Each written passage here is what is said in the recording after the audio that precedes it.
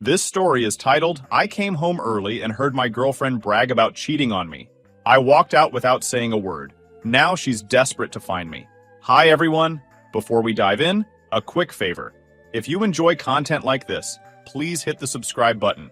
It's free, supports the channel, and make sure you never miss out on amazing videos. Alright, let's get started. Hey Reddit. So, this has been a crazy few weeks, and I honestly don't know what to do with myself. Thought I'd share the story because maybe putting it out there will help me process.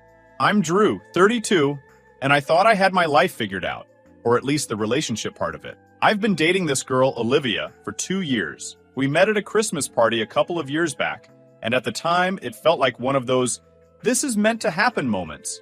Looking back now, I guess I was just dumb. Anyway, let me start at the beginning. The party where we met was thrown by a mutual friend of ours, Jason.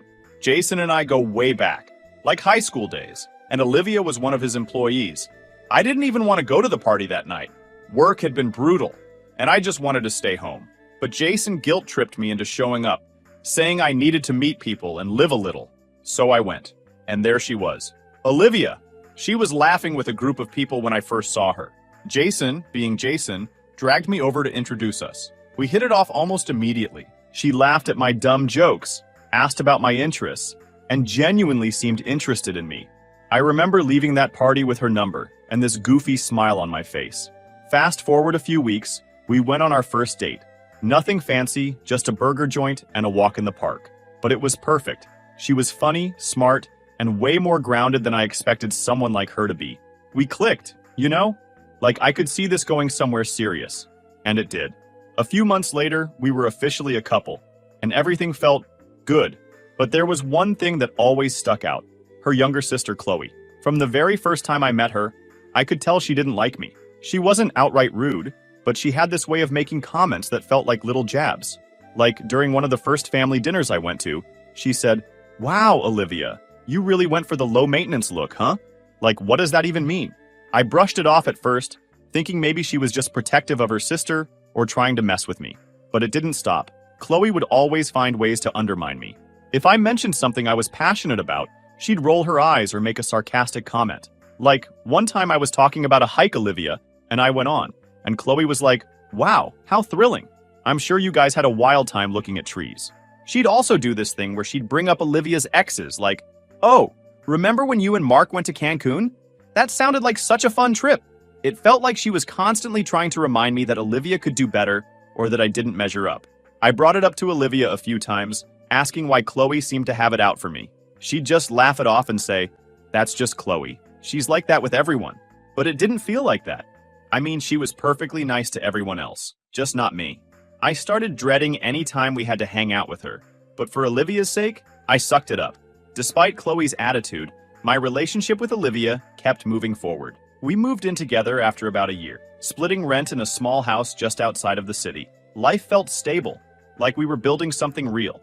I wasn't one of those guys who needed to rush into marriage or anything. But after 2 years, I started thinking about proposing. Olivia was my person, or at least I thought she was. This year, Jason was hosting another Christmas party, and it felt like the perfect opportunity to pop the question. It was where we met, and Jason had always been a big part of our story. I talked to Olivia's parents about it a few weeks ago, asking for their blessing, and they were over the moon. I spent weeks planning it.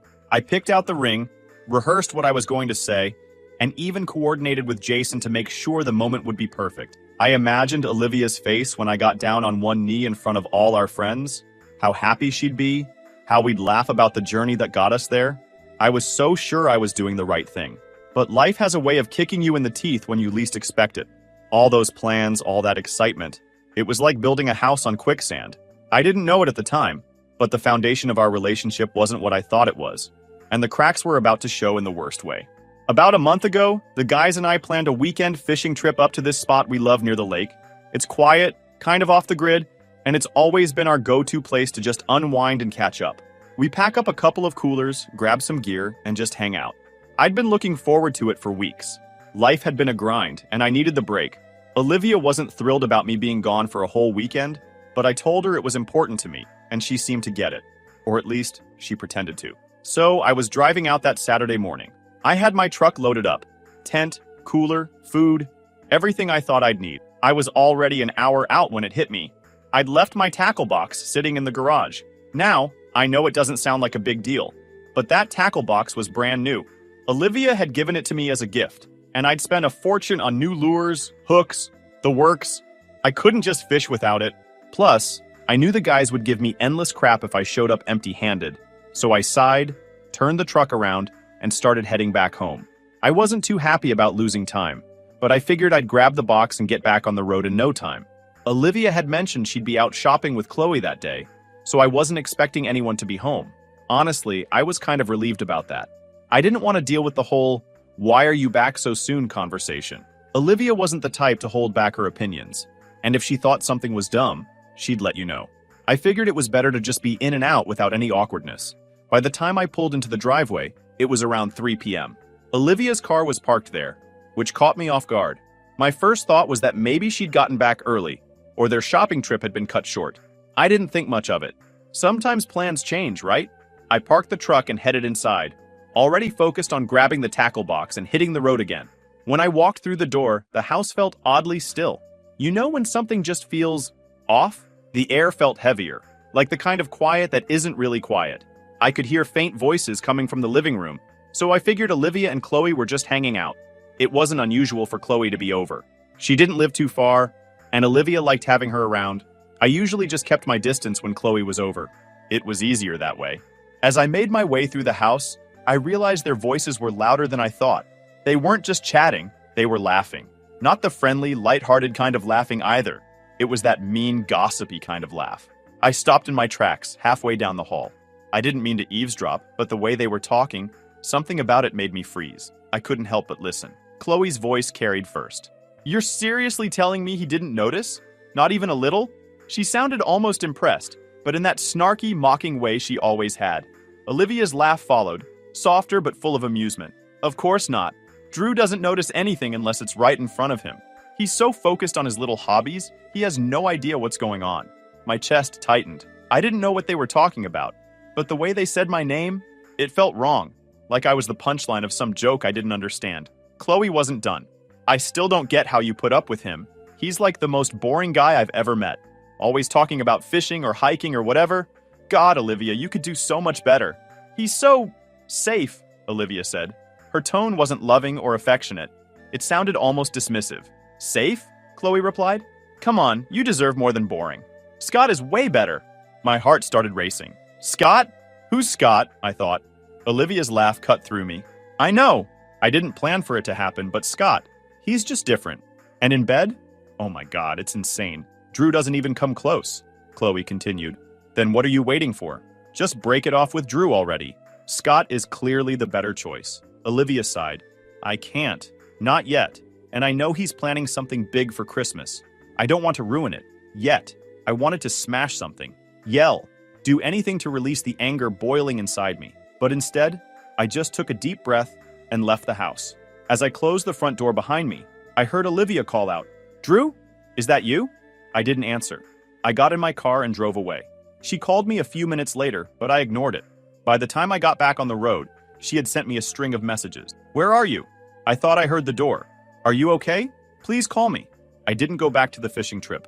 I couldn't. Instead, I drove aimlessly for hours, trying to figure out what the hell had just happened. It was like everything I thought I knew about Olivia, about our relationship, was suddenly up in the air, and I didn't know what to do with that.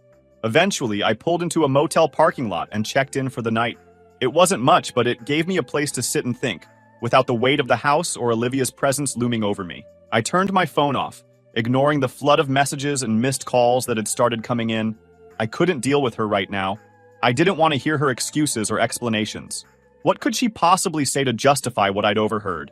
I spent the entire night at that motel, staring at the ceiling and playing the conversation I overheard in my head, like some twisted highlight reel. Every laugh, every word felt like a dagger. The way Olivia talked about me with Chloe wasn't just disrespectful, it was cruel. And the mention of Scott? That hit differently. Knowing there was a name, a face to attach to her betrayal, made it even worse. It wasn't just some abstract mistake I could brush off. She had been making choices, deliberate ones, to lie to me, laugh behind my back, and plan for her exit while I was planning our future. Looking back, though, there were signs. Subtle ones. But I chose to ignore them back then. For example, Over the last few months, Olivia had been more busy than usual. Gym sessions, last-minute drinks with her coworkers, impromptu shopping trips with Chloe. At the time, I didn't think much of it. She wasn't the clingy type, and I respected her independence. But now, I couldn't help wondering how many of those nights were spent with Scott instead. Was she seeing him when she was out with Chloe? Was Chloe covering for her the whole time? I couldn't shake the idea that Chloe had been part of this from the start, encouraging her, enabling her, and probably enjoying every second of it. I hadn't told anyone yet, not even my friends. I didn't know how to start that conversation. Hey guys, turns out my girlfriend of 2 years has been cheating on me with some guy from the gym. It sounded pathetic in my head, and I didn't want their pity. I wanted to deal with this on my own, at least for now. By the time I left the motel, I had a plan, or at least the beginnings of one. I wasn't going to confront Olivia yet. That would come later, on my terms. First, I needed to figure out what to do about our living situation. The lease was in my name, so legally, I had all the control. I wasn't about to let her stay in the house while I figured things out. She didn't deserve that. If anything, I wanted her out of my space as soon as possible. When I got back to the house that afternoon, the first thing I noticed was that Olivia's car wasn't in the driveway. Perfect. I parked my truck and walked in. I headed straight to the spare room where we kept the trash bags. If I was going to do this, I needed to do it now. I grabbed a couple of them and started putting her things. Clothes, shoes, makeup, anything that was obviously hers went straight into the trash bag. I just wanted her stuff out of my house. The faster, the better. I dragged everything out to the front porch and left it there. Then I went inside, pulled up the contact info for the locksmith I'd used a year ago, and called him to come change the locks. He showed up within the hour, and I didn't give him any details, just told him I needed the work done ASAP. Once the locks were changed, I felt a small sense of relief. It wasn't much, but it was a step in taking back control. Before I left the house, I grabbed a piece of paper and wrote a quick note. Nothing dramatic, just a simple, "You know what you did. Don't contact me." I taped it to the door and locked up, feeling the weight of the keys in my hand like they were the last tie to the life I'd just thrown away. With everything packed and the locks changed, I needed some space. So I decided to head out to a retreat center I'd heard about a while back. It was 5 hours away. I needed this kind of long drives, and it offered a quiet place to think. No phone, no distractions, just me and my thoughts. That's exactly what I needed. On my way out of town, I stopped to grab a coffee and sat in the parking lot for a few minutes, scrolling through my phone. Sure enough, there were dozens of missed calls and texts from Olivia. At first, they were casual. "Hey, where are you?" And "Did you come home last night?" But as the hours went on, they became more frantic. "Drew, I'm really worried. Please call me. What's going on? Why aren't you answering?" And finally, "Where the hell are you? We need to talk." I didn't respond to any of them. I wasn't ready to talk to her yet. What was I supposed to say? "Oh, hey, I overheard you talking about Scott and how I don't measure up. Want to explain?" Number. That wasn't how I wanted to handle this. She didn't deserve an explanation from me, not after what she'd done. As I drove toward the retreat, I started thinking about what would happen when she came home and found her stuff on the porch. I pictured her reaction. Probably shock, maybe some tears. Part of me hoped she'd feel embarrassed, like she'd finally realize how badly she'd messed up. But another part of me didn't care how she felt. This wasn't about her anymore. It was about me, and what I needed to do to move forward. By the time I got to the retreat, I was emotionally drained. I spent the next 2 days at the retreat. Honestly, I didn't even think much about what I was going to do next. I just knew I wasn't rushing back into the mess I left behind. Let her sit there and figure out why her stuff was on the porch. When I finally headed back into town, I was clear about one thing. Olivia wasn't going to manipulate her way out of this. I wasn't going to give her a chance to spin her lies or cry her way back into my good graces. If anything, I felt a kind of cold clarity driving back. She wasn't worth the energy. Whatever fake version of herself she'd been presenting for 2 years was done, and I wasn't playing along anymore. As I pulled into my driveway, it was obvious she'd been there. Her stuff, which I'd left packed on the porch, was gone. She'd taken it all. The note I'd taped to the door was missing too, but that didn't surprise me. What did catch my attention was the stack of envelopes wedged into the screen door. Letters, all addressed to me, all from Olivia. I didn't even touch them. I just shook my head, unlocked the new lock, and went inside.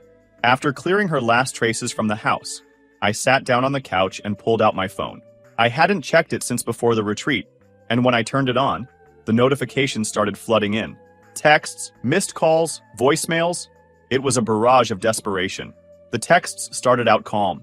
Hey, I came home and saw my stuff. Can we talk? I don't know what's going on, but I'm worried. Then they got more frantic. Drew, what the hell? Why is all my stuff outside? Please call me. I'm so sorry for whatever I did. And finally, they turned angry. This is childish, Drew. You're acting like a jerk. At least give me the decency of a conversation. I smirked reading that one. Decency? After what I overheard? The irony wasn't lost on me. I didn't bother responding. Instead, I blocked her number. Done. Simple as that. She didn't deserve an explanation, and I wasn't about to waste my time crafting some long text or arguing over the phone. The next morning, I got a call from Jason, the mutual friend who'd introduced me to Olivia at the Christmas party 2 years ago. Jason's one of those friends who's always got your back, but doesn't sugarcoat things. When I picked up, his tone was casual, but I could tell he knew something was up. Hey man, everything okay? Olivia's been blowing up my phone. I leaned back in my chair and sighed. Yeah, she's probably freaking out because I threw her out. Jason paused, then let out a low whistle. Damn! What happened? For the first time, I told someone the whole story. How I'd overheard Olivia and Chloe's conversation, the way they mocked me, and of course, the part about Scott. Jason didn't interrupt, which I appreciated. When I finished, he let out a long breath. Wow, that's messed up. Honestly, though, good for you. She didn't deserve you, man. Jason wasn't the type to blindly take sides, so his support meant a lot. Over the next few days, Olivia's attempts to contact me didn't stop. She tried everything, calling from other numbers, showing up at the house, I didn't answer the door, and even leaving letters in my mailbox. Each letter was the same. Apologies, excuses, and pleas for another chance. I didn't read most of them, but the few I skimmed all had the same theme. She was sorry, it wasn't what it looked like. She still loved me, blah blah blah. The same tired script cheaters always use when they're caught. I wasn't buying it. Chloe also tried reaching out, which made me laugh. Her messages were so out of touch it was almost funny. Hey, I heard Olivia's upset. Maybe you guys should talk. Like she hadn't been the one encouraging Olivia to cheat in the first place. I blocked her too. The next morning, I decided it was time to call Olivia's parents. They'd always been kind to me, treating me like family from the moment Olivia and I got serious. Her mom, Linda, would send me home with leftovers after family dinners, and her dad, Tom, loved talking about sports and grilling tips. They were the type of people who genuinely cared, and I figured they deserved to know the truth about what their daughter had been up to. Plus, I wanted them to hear it from me, not some twisted version Olivia would no doubt try to sell them. I wasn't nervous about the call, but I knew it wouldn't be easy. It's not exactly a casual conversation. Hey, just thought you should know your daughter's a cheater, and her sister's been hyping her up about it. Still, I called Linda's number, and she picked up on the second ring. Drew, how are you, sweetheart? It's been a while, she said, her voice as warm as ever. Hi, Linda, I replied, trying to keep my tone steady. Do you have a few minutes to talk? It's important. Of course, she said, sounding concerned. Is everything okay? No, I said bluntly. Not really. I explained everything. How I'd overheard Olivia and Chloe laughing about me, how she admitted to cheating with some guy named Scott, and how Chloe had been egging her on the entire time. I didn't sugarcoat it. I told her exactly what they said, word for word, because I wanted her to understand just how low both of her daughters had stooped. By the time I finished, the line was silent. For a moment, I thought Linda had hung up, but then I heard a shaky breath. Drew, she finally said, her voice trembling. I don't even know what to say. I can't believe this. Are you sure? Maybe you misunderstood. I didn't misunderstand, I interrupted firmly. Linda started crying. I felt a little bad, but at the same time, I wasn't going to soften the truth for her. Her daughters had done this, not me. After a few moments, I heard Tom's voice in the background, asking what was wrong. Tom, Linda said, her voice breaking. It's about Olivia and Chloe. There was some muffled noise as Tom took the phone. Drew, what's going on? Linda's in tears over here. So, I told him. The whole thing. Again. By the time I finished, he was silent, just like Linda had been. Then, after what felt like forever, he let out a long, heavy sigh. I'm sorry, Drew, he said, his voice low and serious. You didn't deserve that. None of it. I can't believe they'd... God, I don't even have words. It's not your fault, I said, and I meant it. But I thought you should know. I know how much you both care about your daughters, but I can't stay quiet about this. I'm done being disrespected. You're absolutely right, Tom said, his voice sharp now.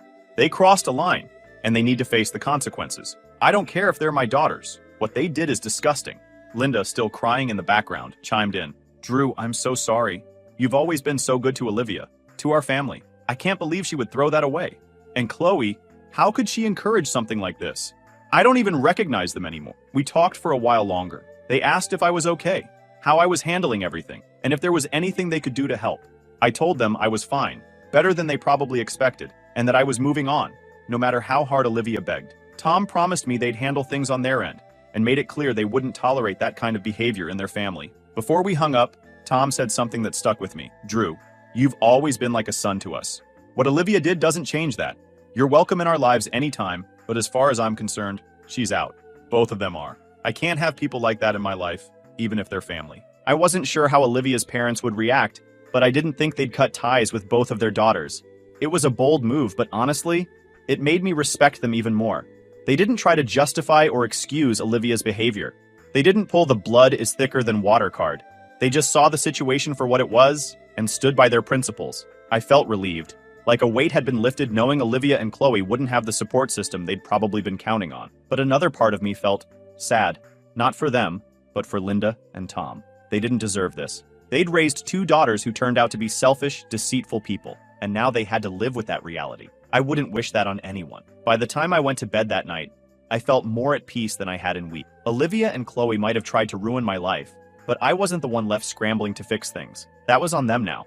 And judging by Tom and Linda's reaction, they were going to have a rough time ahead. In the days that followed my conversation with Olivia's parents, the fallout from her and Chloe's actions started to spread. Tom and Linda weren't the kind of people to make empty promises, and when they said they were cutting ties with both of their daughters, they meant it. I didn't expect the extent to which they'd follow through, though. It was satisfying to watch. The first thing I heard was that Olivia had been fired. Jason called me. Well, she's not my employee anymore. I can't keep someone like that around. It's bad for the team, bad for morale, and honestly, I don't want someone who thinks that kind of behavior is okay representing my company. I wasn't expecting him to fire her, but I couldn't pretend I was upset about it. Olivia had always bragged about how much Jason respected her work, how secure her position was. Clearly, her actions had consequences she didn't see coming. You didn't have to do that on my account, I said, though part of me was relieved to know she wasn't going to skate by without any repercussions. Jason scoffed. This isn't just about you, Drew. I don't tolerate that kind of behavior, period. She crossed a line, and I'm not going to let her bring her drama into my workplace. After we hung up, I couldn't help but feel a sense of vindication. Olivia had been so smug, so confident that she could get away with everything. But now, the life she'd built was starting to crumble. From what I heard through mutual friends, and a little from Jason, Olivia tried to play the victim at first. She told anyone who would listen that I'd overreacted and kicked her out without giving her a chance to explain. But as the full story came out, thanks to Jason and her parents, people stopped buying her act. She went from being someone everyone admired to someone they pitied, and not in a good way. As for Chloe, her involvement didn't go unnoticed either. Tom and Linda were furious with her for encouraging Olivia's behavior, and they made it clear she wasn't welcome in their home anymore. Chloe had always been the family wildcard, the one who could never hold down a job, constantly borrowing money, and always relying on her parents to bail her out. Tom and Linda cut all financial support to both Olivia and Chloe. They didn't have much of a safety net anymore. Tom and Linda also didn't hold back when people asked why. According to Jason, Linda had told one of her friends at church, "We raised them better than this. If they're going to behave this way, they can do it without our help." Their social circle quickly picked up on the situation, and word spread fast. Olivia and Chloe found themselves ostracized by people they'd once relied on for support. Friends stopped returning their calls, invitations to events dried up, and even their Instagram followers started dwindling. Olivia, who had always cared way too much about appearances, must have been losing her mind over it. Apparently, Chloe let Olivia crash at her place for a while, but that didn't last long. From what Jason told me, Chloe couldn't handle the constant drama Olivia brought with her. Between Olivia spiraling after losing her job and Chloe struggling to keep up with her own expenses, things fell apart quickly. One night, Jason mentioned he'd heard through the grapevine that Chloe had finally snapped and kicked Olivia out too. She told her to figure her own crap out, Jason said, almost laughing. I guess being sisters only goes so far when someone's a walking disaster. I didn't feel bad for either of them. They'd made their choices, and now they were dealing with the fallout. If anything, it felt like poetic justice. Olivia and Chloe had spent so much time tearing me down, acting like I was just some safe and boring guy who didn't deserve their respect. Now they were the ones scrambling to pick up the pieces while I was moving on with my life. One night, as I was scrolling through my phone, I got a text from Jason. It was a reminder about the upcoming Christmas party. "Hope you're still coming," he wrote. "Don't worry, Olivia's not invited. This year's all about good vibes." I stared at the message for a while, debating whether or not to respond. Part of me wanted to skip the party altogether. It felt too tied to everything that had happened. But another part of me thought, why should I let her ruin it for me? It's not her party, and she sure as hell doesn't own the memory of that night. So, yeah, I'm going to the party. Not just to see friends or enjoy the holiday spirit, but to reclaim something. My story, my dignity, my life, whatever you want to call it. If Olivia showed up and tried to stir the pot one last time, well, let's just say I'm ready for her. This time, I'm not the clueless guy standing in the hallway, blindsided by betrayal. I'm walking in with my eyes wide open. I guess we'll find out. Thanks for reading until here. I'll update you guys after the Christmas party. Update. All right, Reddit. Buckle up because things went down at the Christmas party, and I'm still trying to wrap my head around it. If you've been following my story, you know where we left off. Let me take you to the party. The night started off fine. Actually, it was better than fine. Jason knows how to throw a party, and his place looked like something out of a Christmas movie. Twinkling lights, a giant tree in the corner, and people in festive sweaters holding drinks and laughing. It felt good to be around friends, people who had my back and knew the real story about what went down with Olivia. I mingled, caught up with old friends, and even met a few new people. I felt like myself again. No baggage, no drama, just Drew. But then, of course, the drama walked in. It was about halfway through the party when the front door swung open, and there she was, Olivia, standing in the doorway, looking like she hadn't slept in days. Her makeup was smudged, her hair was a mess, and she wasn't wearing anything remotely festive, just a plain black coat and jeans. She looked completely out of place among the crowd of cheerful partygoers. The room went dead silent. Everyone turned to look at her, and you could feel the tension crackling in the air. Jason was the first to speak. "What the hell are you doing here?" he asked, his tone sharp. "I need to talk to Drew," Olivia said, her voice shaky but loud enough for everyone to hear. "Please, just for a minute." Jason stepped forward, blocking her path. "You weren't invited, Olivia. You need to leave." She ignored him, her eyes darting around the room until they landed on me. "Drew," she said, her voice breaking, "please, I just need to talk to you. Just 5 minutes. That's all I'm asking." Now here's the thing. Old me? The guy I was a month ago? He probably would have folded. He would have given her those 5 minutes because he wanted to believe the best in people, even when they didn't deserve it. But new me? The guy standing there with a room full of supportive friends and zero patience for her nonsense? Yeah, that guy wasn't about to play along. I crossed my arms and stared at her. "Talk about what, Olivia?" I said, loud enough for everyone to hear. "You've already said everything I needed to know. You just didn't think I was listening." Her face crumpled, and for a second, I thought she might actually turn around and leave. But no. She took a shaky step forward and started pleading, her voice cracking with every word. "Drew, I made a mistake. A huge mistake. I was stupid, and I didn't realize what I had until I lost it. Please, just give me a chance to explain." Jason cut in again, his voice firm. "Olivia, I'm serious. You need to go. This isn't the place for this." She spun around to face him, tears streaming down her face now. "Jason, please. I just need 5 minutes with him. Just 5 minutes and I'll leave." Jason looked like he was about to lose it, but I raised a hand to stop him. "It's fine," I said. "Let her say what she needs to say." You could hear a pin drop as I walked toward her. Everyone was watching, waiting to see what would happen. Olivia wiped at her face, trying to compose herself as I stopped a few feet away from her. "Go ahead," I said. "Say whatever it is you think will fix this." She took a deep breath, her whole body shaking. "Drew, I was an idiot. I let Chloe get in my head, and I made mistakes I can't take back. But I swear it didn't mean anything. Scott didn't mean anything. None of it did. You're the one I love, Drew. You've always been the one." I stared at her, unblinking. "You love me?" I asked, my voice calm but cutting. "Is that what you were thinking when you called me boring? When you laughed about how clueless I was? Or how about when you said Scott was insane in bed and I didn't even come close? Was that love, Olivia?" She flinched like I'd slapped her. "I didn't mean any of that," she whispered. "I was stupid, Drew. I was trying to impress Chloe and I—" "Stop," I said, cutting her off. "Don't blame Chloe for your choices. She might have encouraged you, but you're the one who made those decisions. You're the one who lied, cheated, and then laughed about it." Her tears were falling freely now, and she dropped her voice so only I could hear. "I'm begging you, Drew. I don't have anyone else. Chloe kicked me out. My parents won't talk to me. You're all I have left." I stepped back, letting her words hang in the air for a moment before I replied. "And whose fault is that, Olivia? Because it sure as hell isn't mine." At that point, Jason had had enough. He stepped forward, gesturing to one of his friends near the door. "Time to go," he said firmly. Two of Jason's friends gently but firmly escorted Olivia out. ignoring her weak protests and pleas.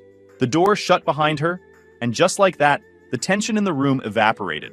Someone cranked up the music, and people started talking again, but the energy had definitely shifted. Jason walked over to me, clapping a hand on my shoulder. "You good?" he asked. I nodded. "Yeah," I said, feeling strangely calm. "I'm good." And you know what? I really was. Watching Olivia crash and burn like that didn't hurt. If anything, it felt like closure. I'd spent 2 years of my life with someone who didn't deserve me, but now I was finally free. So, that's the story. I don't know what Olivia's doing now, and honestly, I don't care. She made her choices, and now she's dealing with the consequences. As for me, I'm moving forward. I've got good friends, a supportive community, and a life that's finally my own again. That's all I need.